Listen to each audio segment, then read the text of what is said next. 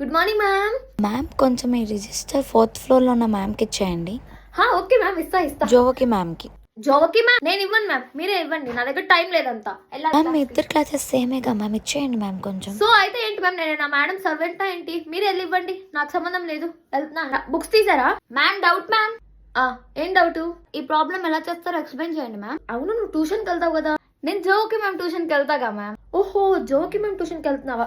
జోకి ma'am ట్యూషన్కి వెళ్ళినప్పుడు ఇవన్నీ మేడం నీకు చెప్పట్లేదా? నన్ను అడుగుతున్నా, వెళ్ళి జోకి మ్యామ్ అడుక్కోపో. మీరు అసలు మంచి టీచరే కాదు, జోకి మ్యామే మంచిది.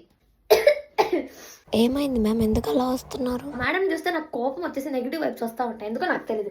మార్నింగ్ నా మూడ్ అంతా పాడు చేసేస్తుంది. స్టాఫ్ డైరీ వచ్చి ఆఫీస్ రూమ్లో పెట్టాలని మీకు ఎన్నిసార్లు చెప్పాలి మ్యామ్? అసలు పిల్లలకి మీరు ఏమేమి వర్క్స్ ఇస్తున్నారో మాకు ఎలా తెలిసిద్ది?